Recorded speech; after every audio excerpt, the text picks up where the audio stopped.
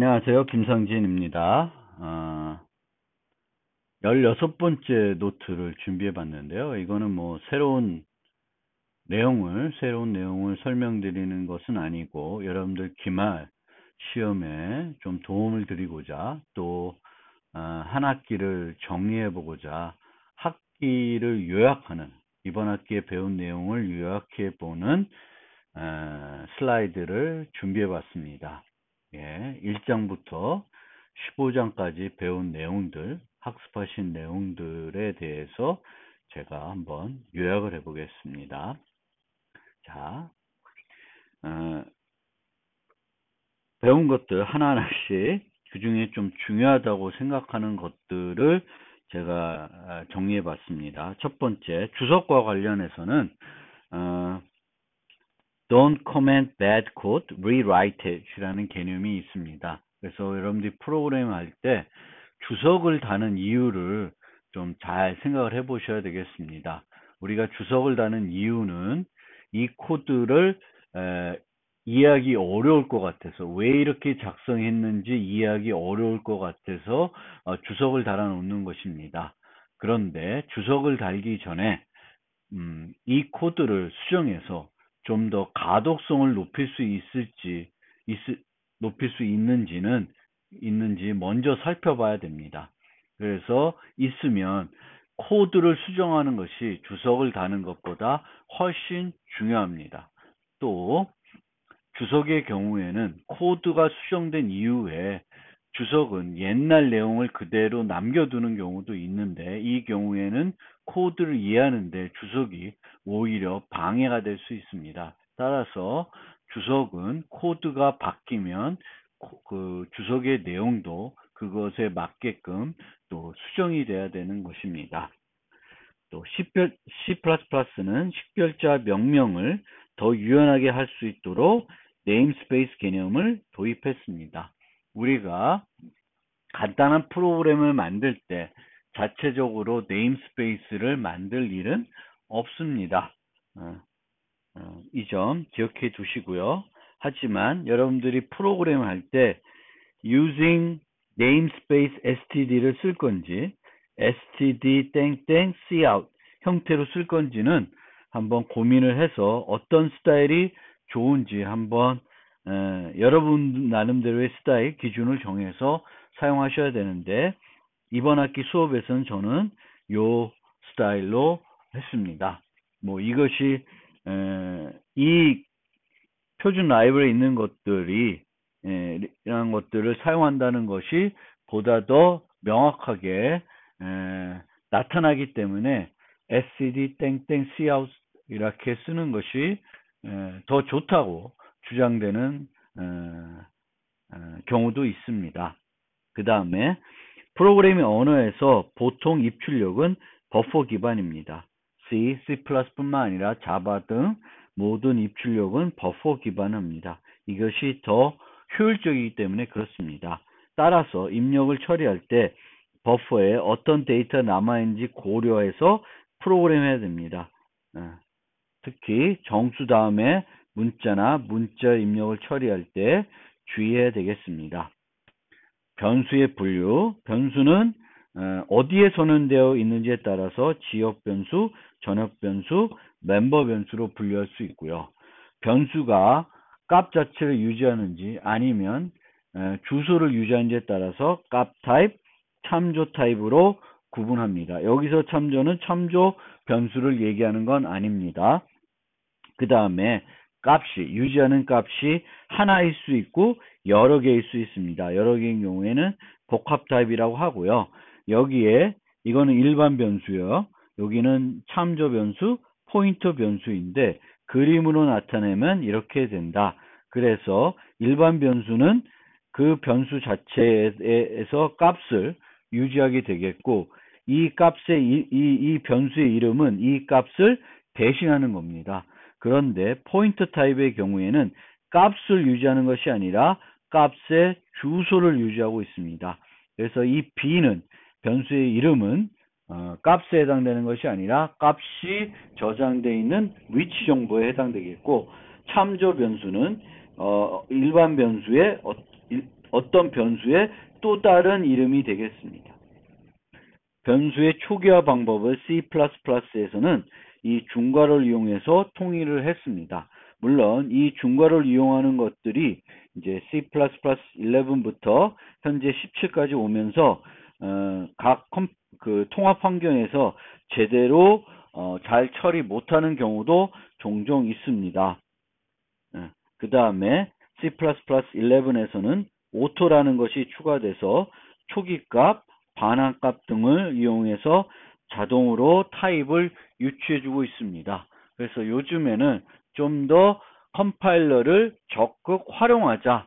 이렇게 프로그램할 때 우리가 컴파일러를 많이 이용하는 것이 더 효과적이다라는 흐름이 있습니다. 그런 흐름에서 이제 이 오토라는 것도 여러분들이 살펴보실 필요가 있습니다.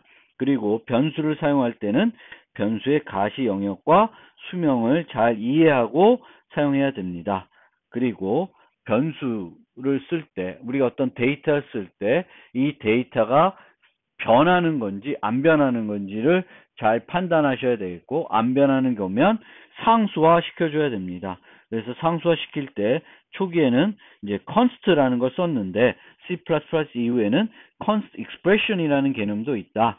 const expression은 컴파일 시간에 계산될 수 있는 값이다 라는 거예요. 그래서 이거는 변수에만 적용되는 것이 아니라 함수나 클래스 객체에도 적용이 됩니다. 그래서 실행 시간에 어떻게 값을 계산하는 것이 아니라 컴파일 시간에 계산이 돼서 그 위치가 그 값으로 대체돼서 좀 더 성능을 향상시킬 수가 있습니다. 자, 정수 타입을 사용할 때는 이제 오버플로우에 주의해야 되는 것이고요. 오버플로우를 극복하는 방법은 식을 변경하거나 더 큰 타입을 사용하는 거예요. 그런데 둘 다 가능하면은 식을 변경하는 것이 성능에 더 좋습니다. 그런데 여기서 이 극복하는 방법보다 더 중요한 것이 내가 지금 사용하는 식에서 오버플로우가 일어날 수 있는지 없는지를 알아야 되는 거죠. 근데 오버플로우가 일어날 수 있음에도 불구하고 여기에 대해서 뭔가 조처를 해주지 않으면 프로그램이 실행됐을 때 큰 문제가 발생할 수 있습니다. 부동소수 타입을 사용할 경우에도 오버플로우가 일어날 수 있지만 부동소수를 사용할 때는 오버플로우보다는 정확성에 주의해야 되고 그거를 반올림 오차 오류라고 합니다. 오차 오류. 반올림 오차 오류. round of 오류라고 하고요.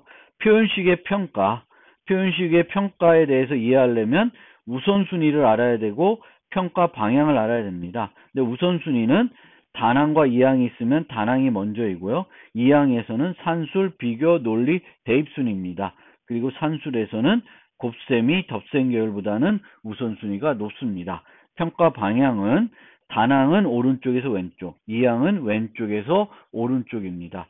즉 얘는 거꾸로고 얘는 정방향이라고 생각하시면 됩니다. 근데 이항에서 요 왼쪽에서 오른쪽이 아니라 오른쪽에서 왼쪽인 경우가 있죠. 바로 대입 계열 연산자들입니다. 그리고 우리가 한 타입의 데이터를 다른 타입으로 바꿔야 되는 경우가 종종 있는데 내가 의도하지 않아도 자동 타입 변환이 일어날 수 있는 경우가 있습니다. 그 경우가 뭐냐면 첫 번째로 이항 연산에서 두 P 연산자의 타입이 다른 경우, 그리고 대입에서 이 E2의 결과가 이 결과 타입이 E1과 다른 경우, 그리고 인자를 전달했을 때 전달되는 값의 타입과 매개 변수 타입이 다른 경우, 함수 반환 타입과 반환 값이 다른 경우에 자동 타입 변환이 일어납니다. 이때 자동 타입 변환이 가능하지 않으면 문법 오류가 발생하게 되겠습니다. C++에는 4종류의 타입 변환 연산자를 도입했습니다. 그래서 주로 우리가 쓰는 게 static, cast, 이런 형태가 되겠습니다. C++는 C 스타일의 null 종류 문자열 대신에 std string 클래스 타입을 이용해서 문자열 타입을 처리하고요. 이 클래스에 유지하는 문자열들은 널 문자를 사용하지 않습니다. 종료 문자로 널 문자를 사용하지 않는다. C++11에는 가시 영역 재현 열거형을 도입했다. 그래서 enum 클래스 이렇게 되죠. 이런 것을 쓰고 이 경우에는 이제 이 가시 영역 제한 연산자를 이용해서 이제 각 열거형 상수를 접근해야 된다. 자, 반복문의 경우에는 C++11부터는 for each for문이라는 게 이제 등장을 했고요. 새로 추가됐고요. 복합 타입에서 반복자를 직접 사용하는 것보다는 이 for each for문을 쓰는 게 훨씬 간결합니다. 그리고 C++에서는 기본 인자를 표시할 수 있습니다. 매개 변수의 기본 인자를 표시할 수 있다. 그래서 이 기본 인자는 함수 선언에 표시하는 것이 룰이고요. 뭐 선언과 정의가 있으면 둘 다 표시하면 오류입니다. 근데 정의밖에 없으면 정의의 기본 인자를 표시할 수 있습니다. 함수를 구현할 때는 함수의 사전과 사후 조건을 반드시 이해하고 분석하고 사용해야 되겠고 부작용이 없도록 만드는 것이 좋습니다. 그 다음에 다중정의를 할 수 있습니다.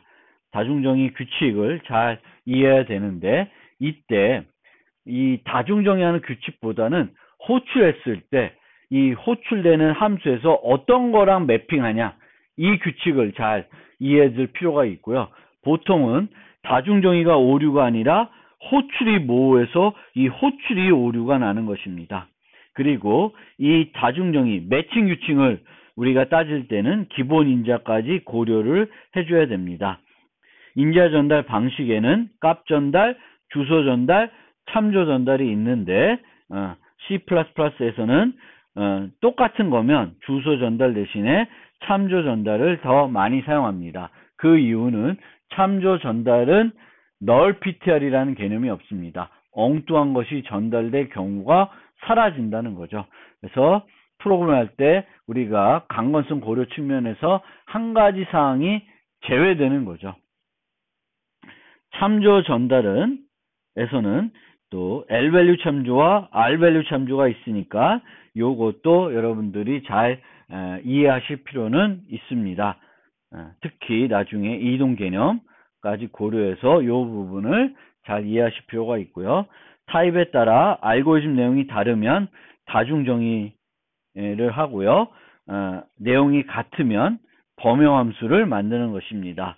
그리고 포인터를 사용할 때 C++에서는 null 대신에 null ptr이라는 키워드를 사용한다.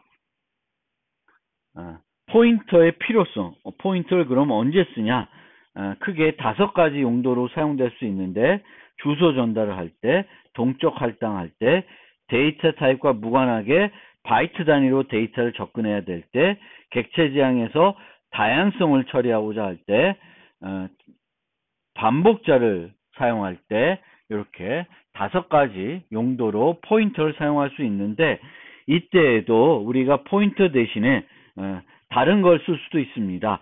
주소 전달을 해야 될 경우에는 참조 전달을 할 수 있고요.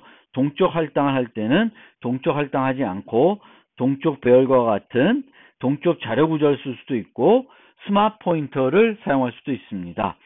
4번에 객체 지향의 다양성을 처리할 경우에는 함수 인자 전달에서는 참조 전달, 1번과 마찬가지로 참조 전달을 해서 다양성을 제공할 수 있고요. 그런데 이 다양성 관련해서는 꼭 기억해 둬야 될 게 멤버 변수 유지는 참조 변수가 아니라 포인터 타입을 쓴다. 이거는 멤버 변수 유지는 유지하는 데이터를 바꿀 수 있어야 되니까 보통은 그럴 때 참조는 바꿀 수가 없습니다. 참조는 참조한 것을 변경할 수 없기 때문에 이제 우리가 객체 지향에서 다양성을 제공하기 위해서 멤버 변수를 두는데 그 얘기는 멤버 변수의 다양한 타입을 유지하겠다는 거죠. 이럴 경우에는 이제 포인터 타입을 주로 쓴다. 참조 변수는 선언과 동시와 초기화되어야 되겠고 이 특징 때문에 이제 매개 변수로 많이 쓰는 거예요. 참조 변수 대신에. 여기 null ptr 포인트는 가능하지만 참조는 그와 같은 개념이 없다. 그 자체는 실존하는 것이 아니다 라고 했어요. 자, 요 개념입니다. 요 개념을 다시 기억해 보시고요. 참조하는 것을 변경할 수 없습니다. 예, 이제 8장 객체지향 이제 얘기들이 나오는 이제 부분들 요약해 보겠습니다.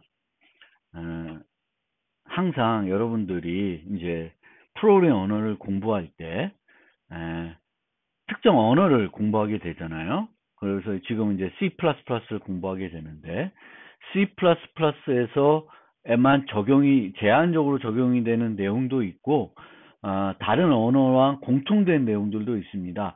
그 부분을 여러분들이 잘 구분해서 학습해 볼 필요가 있습니다. 그래서 객체지향 기본 개념을 이제 익혀야 되는데 보통의 이 기본 개념은 이것이 이제 C++가 아니더라도 다른 객체지향 언어를 공부할 때도 같이 적용이 되는 내용들이 많습니다. 그래서 그 부분은 이제 여러분들이 그렇게 좀 이해를 해 보실 필요가 있습니다. 그래서 객체는 상태, 행위, 식별자를 가지고요. 클래스는 객체를 정의하는 틀입니다. 프로그래밍 언어에서 이제 객체가 어떤 모습을 하고 있는지, 어떤 상태를 유지하고 있고 어떤 행위를 할 수 있는지를 정의하는 틀이 클래스가 되겠습니다. 상태는 데이터로 표현이 되기 때문에 멤버 변수를 정의해서 상태를 정의하게 되겠고, 행위는 상태를 이용하는 함수를 이용해서 표현이 되겠습니다.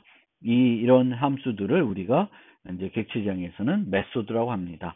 이렇게 데이터와 데이터를 처리한 함수를 하나의 틀로 정의하고 있는데 객체지향에서는 이것을 캡슐화라고 합니다.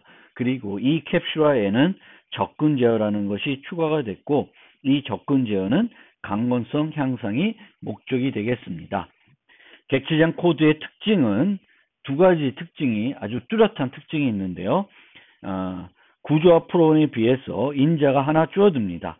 이것은 구조화 프로그램에서는 우리가 처리해야 되는 데이터를 함수에 전달해야 되는데 객체지향에서는 데이터를 중심으로 그 데이터를 조작하는 함수를 부르기 때문에 인자가 보통 하나 줄어듭니다.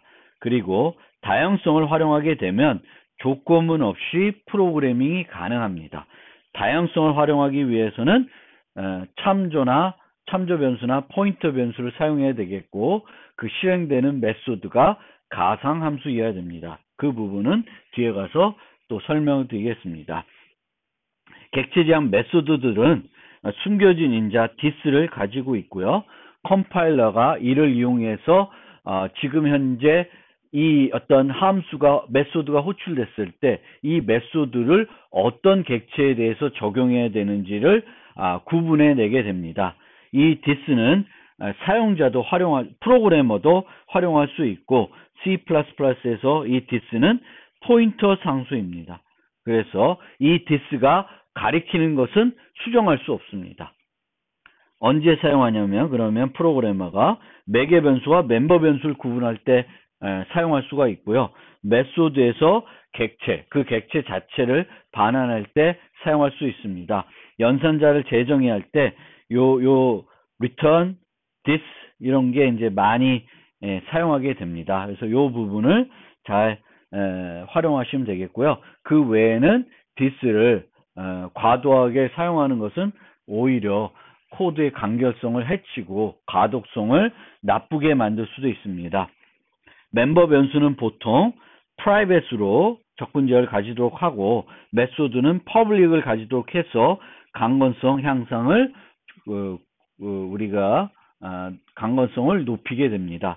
그런데 상수 변수는 public으로 할 수도 있고요. 외부에서 호출해야 된 메소드만 public으로 만들고 나머지는 메소드도 private로 만들어서 불필요한 메소드들의 호출을 막을 수 있습니다. 그리고 상수 구현에서 번거로움이 심하면은 private 대신에 protected를 사용할 수 있습니다. 이것이 중요한 요소가 됩니다. 자, 메소드 중에 이제 특별한 메소드가 두 종류가 있는데 생성자와 소멸자가 있습니다. 소멸자. 그래서 생성자는 객체가 생성될 때 호출되는 메소드고 소멸자는 객체가 소멸될 때 자동으로 호출되는 메소드예요. 생성자는 여러 개의 생성자를 우리가 만들 수 있는데 그 중에 이제 많이 만드는 게 기본 생성자와 복사 생성자입니다. 기본 생성자는 인자가 하나도 없는 생성자이고요. 이런 모습을 하겠죠. 복사 생성자는 인자가 동일 객체 타입인 생성자입니다. 인자가 하나인데 그 하나가 동일 객체 타입인 생성자입니다. 이 복사 생성자는 근데 매우 C++에서는 매우 중요합니다. 값 전달을 하거나 객체를 반환할 때 이 복사 생성자를 이용해서 임시 객체들이 또는 매개 변수 객체들이 생성이 됩니다. 그런데 이 값 전달의 경우에는 값 전달 대신에 참조 전달하면 복사 생성자가 호출되지 않기 때문에 우리가 효율성을 높이기 위해서도 이제 객체를 전달할 때는 참조 전달을 많이 하게 됩니다. 이 생성자는 객체를 초기화할 때 쓰는 건데 객체의 초기화는 명백한 초기화가 있고 생성자에서 초기화할 수 있는 방법이 있겠습니다. 이때 그 멤버 변수의 특징에 따라서 우리가 명백한 초기화할지 생성자의 초기화할지 구분을 해야 될 것이고요.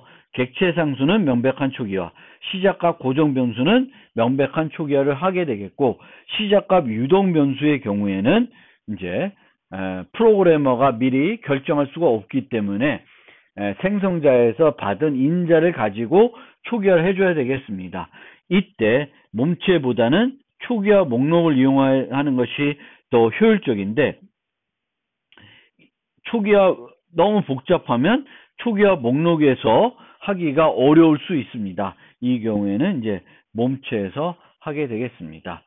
컨스트로 수식된 상수는 명백한 초기화 또는 초기화 목록에서만 초기화를 할 수 있습니다. 인자가 하나인 생성자는 explicit 키워드를 수식하여 컴파일러가 타입 변환할 때 자동으로 활용하지 못하도록 하여 강건성을 높일 필요가 있습니다. 그리고 비슷한 이유에서 타입 변환 연산자의 경우에도 explicit 키워드를 활용하게 됩니다. 생성자는 다중 정의할 수 있지만 소멸자는 하나만 정의할 수 있습니다. 생성자와 소멸자는 디폴트를 이용해서 시스템에서 제공한 것을 사용하겠다고 선언할 수 있습니다. 시스템에서 자동 제공되는 메소드는 총 6가지가 있는데 복사 생성자와 복사 대입 연산자는 얕은 복사 기능만 제공하기 때문에 주의해야 되고요. 여기에 대해서는 빅 3, 빅 5 얘기할 때 다시 한번 요약하는 거지만 다시 말씀드리겠습니다. 객체 메소드는 객체가 존재해야 호출할 수 있고 객체 메소드 호출이 객체 수명에 영향을 주지 않으므로 멤버 변수를 반환할 때는 참조 형태로 반환할 수 있습니다. 그리고 참조 형태로 어떤 값을 반환할 때에는 참조로 받아야 효과적입니다. 복사 생성자의 호출이나 이런 것들을 막을 수 있기 때문에 그렇습니다. 객체 상태를 수정하지 않는 메소드는 컨스트로 수식해 줘야 되겠고요. 메소드를 수식할 때에는 4가지를 다 쓴다 그러면 요 순서로 수식을 해줘야 됩니다. 요 순서로. 그 다음에 스태틱한 멤버 변수는 같은 타입의 객체들이 공유하는 변수가 되겠습니다.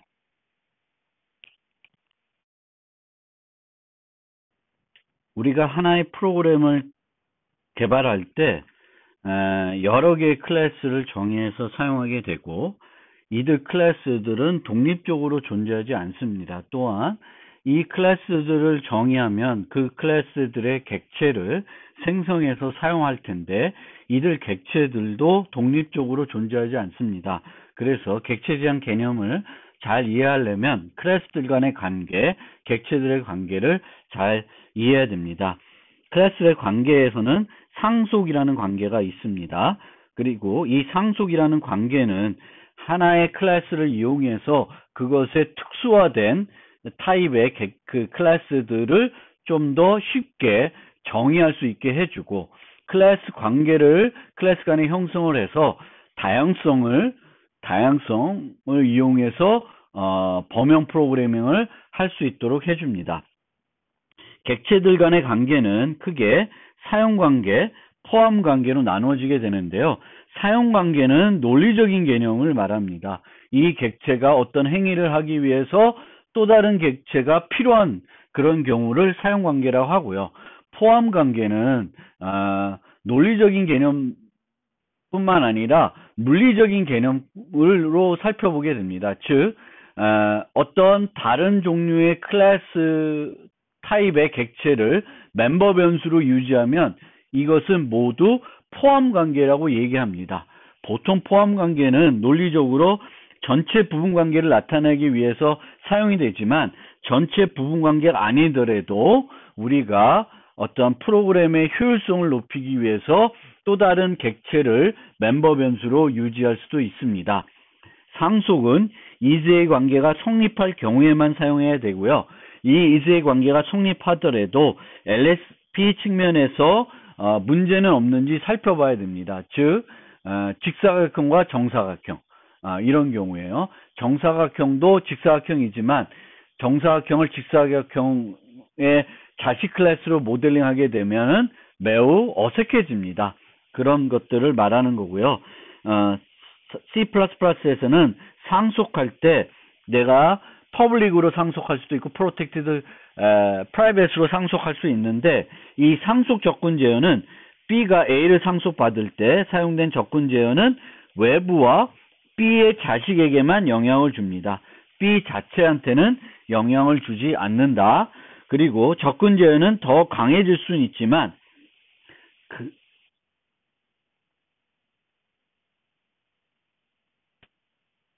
이 거꾸로죠.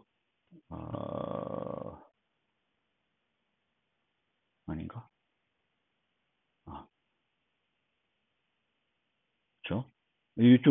요 상속 접근에서는 이게 맞습니다.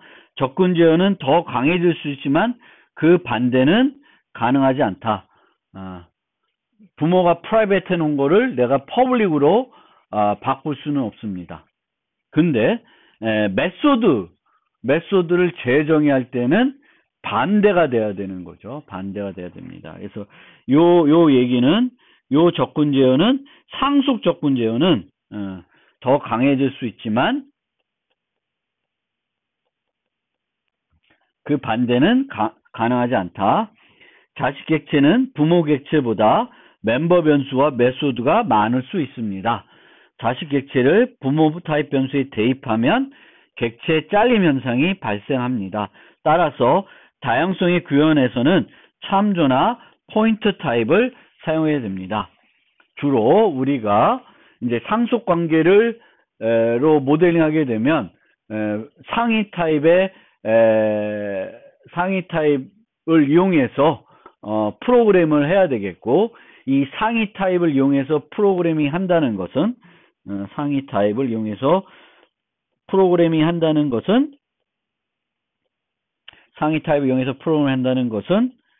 참조나 포인트 타입을 이용한다는 것을 의미합니다.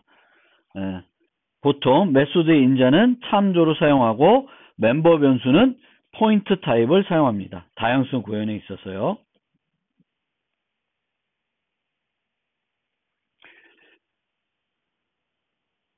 상위 참조 타입의 변수로 매개변 정의한 경우 해당 함수에서 호출하는 메소드는 다양성 구현이 목적이면 가상함수여야 됩니다. 그래야 실제 가리키는 객체에 맞는 메소드가 호출됩니다. 가상함수는 버추얼 키워드를 이용해서 만들어주게 되겠고요. 상속관계에 있는 클래스의 소멸자는 반드시 가상함수여야 되고, 가상함수를 재정의하면 버추얼 키워드가 없어도 그 함수도 가상함수가 됩니다. 파이널 키워드로 수식하여 자식 클래스에서 재정의를 막을 수 있습니다. 클래스 자체를 파이널 수식해서 상속을 못하게 할 수도 있습니다. 부모 메소드 재정의에 대한 제한사항, 가상함수가 아닌 것의 재정의는 무의미합니다. 다양수 측면에서 그렇다는 거고요. 문법적으로 못하는 것은 아닙니다. 그리고 이 override 키워드는 가상함수에서만 사용할 수 있습니다. 부모 메소드가 const면 재정의한 메소드도 const여야 되겠고, 부모 메소드가 no except면 재정의한 메소드도 no except여야 됩니다. 부모 메소드가 protected이면 protected나 public으로 재정의할 수 있고, 부모 메소드가 public이면 public으로만 재정의할 수 있습니다. 더 약하게 갈 수 있다. 그래서 아까 그 상속 접근제와 좀 반대되는 개념입니다. 그리고 상속 관계에서 자식 객체의 생성자가 호출되면 그것의 몸체가 실행되기 이전에 부모 생성자가 먼저 호출됩니다. 초기화 목록에서 직접 호출하지 않으면 부모의 기본 생성자가 호출됩니다. 상속 관계에 있는 객체를 사용할 때는 가급적 상위 타입을 이용해서 처리해야 됩니다. 즉 상위 타입은 공통 리모컨으로만 활용하는 게 바람직하고, 이 때문에 객체의 생성은 상속 계층도에서 단말에 해당되는 클래스만 생성하는 것이 바람직합니다. 메소드 바인딩 규칙, 함수를 호출할 때 객체 변수를 이용해서 함수를 호출할 때 어떤 함수가 호출되냐, 사용하는 객체 변수가 값 타입인지 참조 타입인지, 호출하는 메소드가 가상함수인지 일반함수인지에 의해서 결정이 되는데요. 값 타입 변수 또는 일반함수이면 무조건 이름 바인딩한다. 즉 컴파일 시간에 결정이 된다. 이때는 결정이 되면 누구에 의해서 결정돼요? 변수의 타입에 의해서 결정이 됩니다. 참조 타입 변수이고 가상함수이면은 늦은 바인딩이 됩니다. 이것은 가리키는 타입에 의해서 결정되는 것이 아니라, 사용되는 타입에 의해서 결정되는 게 아니라 그 타입이 실제 가리키는 객체에 의해서 결정이 되는 것입니다. 즉 참조와 포인터 변수 사용할 경우에는 호출할 수 있는 것은 변수 타입에서 결정이 되지만, 호출되는 것은 가상함수이면 가리키는 또는 참조하는 객체에 의해서 결정이 된다. 그리고 이 요약에는 포함이 되어 있지 않지만 슬라이드 9에 상속사항 고려사항, 거기에 이제 몇 가지가 적혀 있는데 그것은 꼭 기억해 두셨으면 좋겠습니다. 연산자 재정의, 클래스를 정의할 때 기존 연산자를 재정의하여 사용할 수 있습니다. 메소드로 재정의할 수도 있고 일반 함수로 재정의할 수도 있습니다. 일반 함수로 재정의할 경우에는 보통 친구 함수로 재정의한다. 프로그램을 좀 더 편하게 하기 위해서 이렇게 하는 것이고요. 친구 함수는 접근 제어에 영향을 받지 않습니다.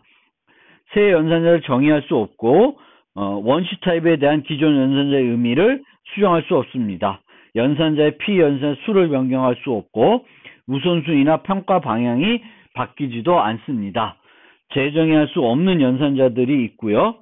오직 메소드 형태로만 재정이 가능한 연산자도 있습니다. 대입 연산자, 함수 호출 연산자, 배열 색인 연산자, 포인터 접근 연산자 등은 메소드 형태로만 재정이 가능합니다. 그 외에는 메소드로 재정의할 수도 있고 일반 함수로도 재정의할 수 있습니다.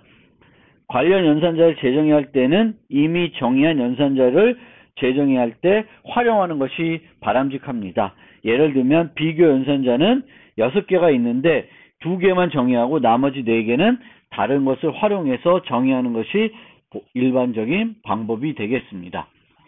그래서 그 꼴을 보면 대입 연산자는 이렇게, 그러니까 연산자의 재정의는 항상 이걸 쓰죠. 오퍼레이터라는 키워드를 쓰고 정의한 연산자 씁니다. 그러면 각각의 연산자들마다 어떻게 정의하는지를 알아두시면 되겠습니다.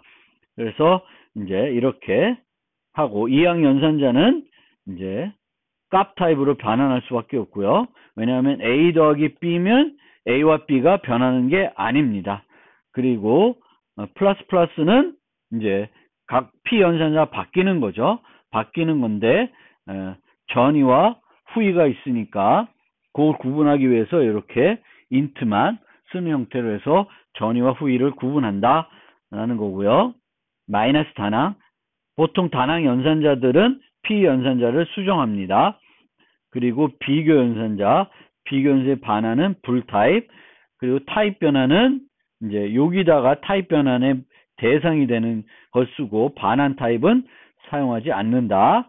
그리고 explicit 키워드를 함께 써서 강건성을 높인다.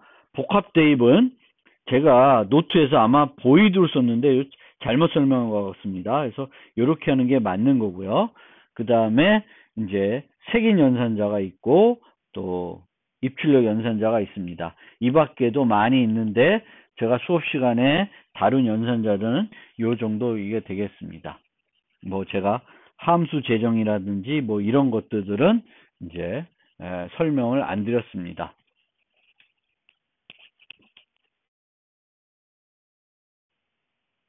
빅 5요. 이제 지금부터는 좀 난해한 뭐 복잡한 내용들이 나오는데요. 만약 내가 C++를 나의 메인 언어로 사용할 것이다. 그러면 이런 부분도 좀 잘 이해하실 필요가 있고요. 내가 C++는 내 언어가 아니다 라고 생각하면 이 부분은 조금 기본적으로 꼭 이해해야 되는 수준에서만 이해해 보셔도 좋을 것 같습니다. 그래서 빅 5. 근데 빅 5를 이해하려면 그리고 뒤에 나오는 다른 복잡한 내용들을 이해하려면 이제 C++에는 표현식의 값의 분류에 대해서 이해해야 됩니다. 그래서 원래는 처음에는 L value, R value 두 가지 개념만 있었는데 이것이 발전을 해서 L value, X value, PR value 이렇게 나눠지가 있고 요 두 개가 합쳐서 L value라는 개념을 갖고 있습니다. 그래서 이렇게 L value와 R value로 구분해서 이해만 하셔도 이게 힘드시면 X value와 PR value 이해하는 게 힘들면 이 정도로 이해하시는 것도 괜찮을 것 같습니다. 그리고 이제 참조도 하나만 있는 게 아니라 두 종류가 있는데 L value 참조, R value 참조가 있습니다. 그래서 L value 참조는 하나를 쓰고 R value 참조는 두 개를 씁니다. 그리고 L value 참조는 L value를 참조할 수 있고 const L value 참조는 R value도 참조할 수 있습니다. R value는 무조건 R value만 참조할 수 있고요. 참조 변수는 그것이 L value이든 R value이든 간에 그 자체는 L value입니다. 요 점 주의하셔야 되겠고요. 이제 빅 5 설명할 때 시스템에서 자동 제공될 수 있는 게 6개의 메소드가 있는데 기본 생성자, 소멸자, 복사 생성자, 복사 대입, 이동 생성자, 이동 대입입니다. 그래서 총 6개는 내가 제공하지 않을 경우에 상황에 따라서는 시스템에서 제공해 줄 수 있습니다. 그럼 언제 제공이 되냐? 기본 생성자. 다른 생성자가 없으면 제공이 됩니다. 소멸자가 없으면 제공이 됩니다. 소멸자는 하나밖에 존재할 수 없습니다. 복사 생성자, 복사 대입 없으면 무조건 제공이 됩니다. 이동 생성자와 이동 대입은 빅 5 중 정의한 것이 있으면 제공되지 않는다. 그러면 내가 복사 대입 연산자를 했는데 이동 대입은 정의 안 했어요. 그러면 이동 대입은 제공되지 않고요. 대입이 필요할 때는 다 모두 복사 대입이 이루어지게 되겠습니다. 기본 제공되는 복사 생성자 복사 대입은 얕은 복사를 한다. 그 측면을 이해해야 되겠고 이동과 이동 대입 시스템을 제공해 주는 경우에는 그 멤버 변수들이 어떤 타입에 따라서 적절히 이동해 줄 수 있고 어떤 경우에는 이게 복사와 차이가 없을 수도 있습니다.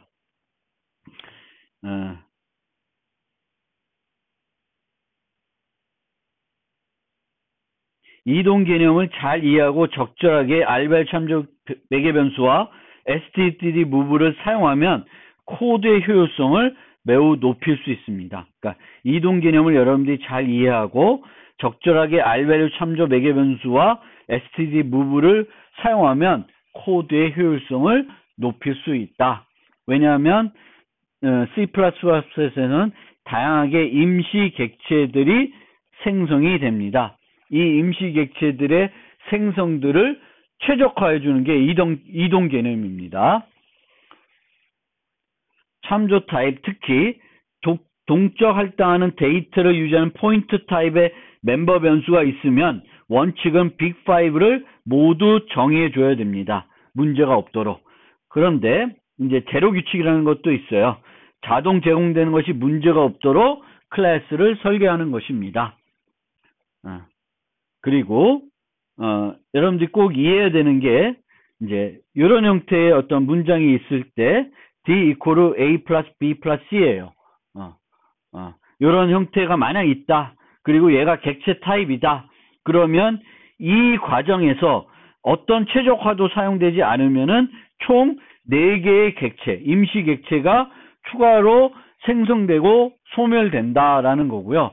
이와 같은 임시 객체를 최적화할 필요가 있다라는 것을 여러분들이 이해하셨으면 좋겠습니다. 그리고 이 과정에서 내가 이동 생성자나 뭐 이런 것들을 사용하지 않다 하더라도 컴파일러에 의해서 최적화가 또 일부 일어납니다. 그게 copy elision, 복사 생략과 return value optimization, 요 두 가지 경우가 있으니까 요거에 대해서도 여러분들이 잘 생각해 볼 필요가 있습니다.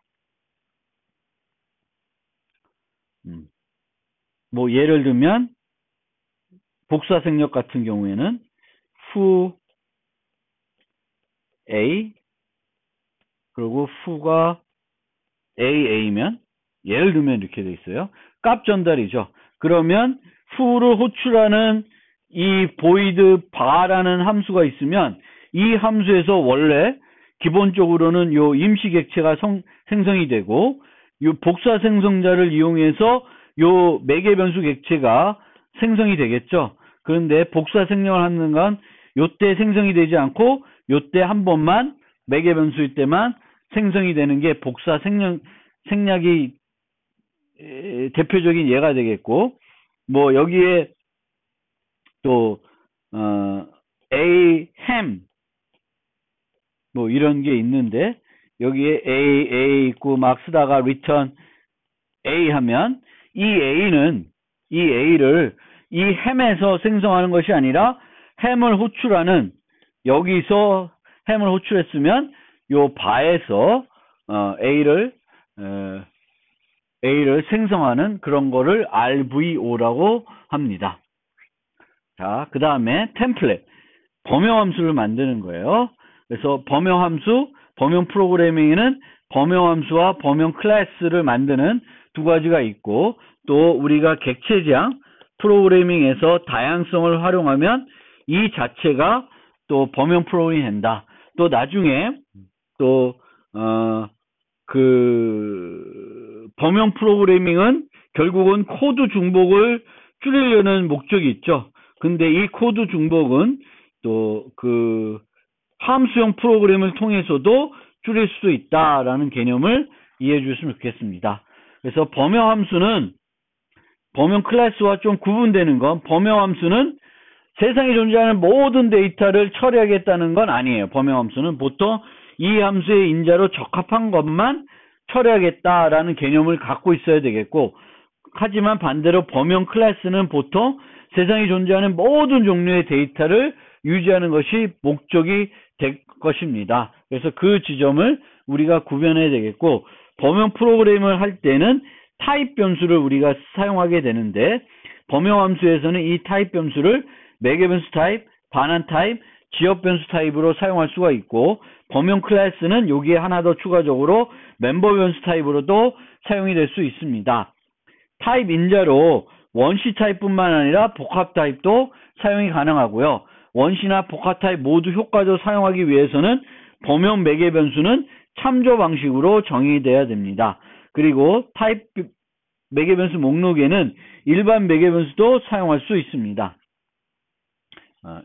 요 점 해야 되겠고, 템플릿에서는 요 두 개, R-value 참조는 R-value 참조가 아니라 forwarding 참조, 보편 참조라는 이름으로 불려지게 되겠고, 조금 다른 의미를 가지고 있습니다. 이것은 완벽 포워딩, 참조 결합 규칙 이런 개념들이 추가적으로 여기에 포함된 그런 의미를 가지게 됩니다. 13장 예외. 함수를 구현할 때는 발생할 수 있는 예외를 생각해낼 수 있는 것도 개발자가 갖춰야 될 중요한 능력입니다. 그리고 우리가 예외 처리는 개발 과정에서 하는 예외 처리와 배포 버전에서 하는 예외 처리가 달라야 되겠고, 배포 버전에서는 예외가 발생하지 않도록 해야 되는 거고, 개발 과정에서는 빠르게 발생해서 발견해가지고 수정하는 것이 목적이 되겠습니다. 예외가 발생하지 않은 함수는 노 익셉트로 수식해서 컴파일러가 추가적으로 최적화를 할 수 있도록 만들어야 되는데, 이 노 익셉트 수식하는 것은 컴파일러가 이 함수가 실제로 노 익셉트인지를 검사하지는 않습니다. 그 점 우리가 꼭 기억해둬야 되겠고요. 보통 함수에서 호출하는 함수가 모두 노 익셉트이고, 함수를 구성하는 문들에서 예외가 발생할 수 없으면 노 익셉트로 수식을 합니다.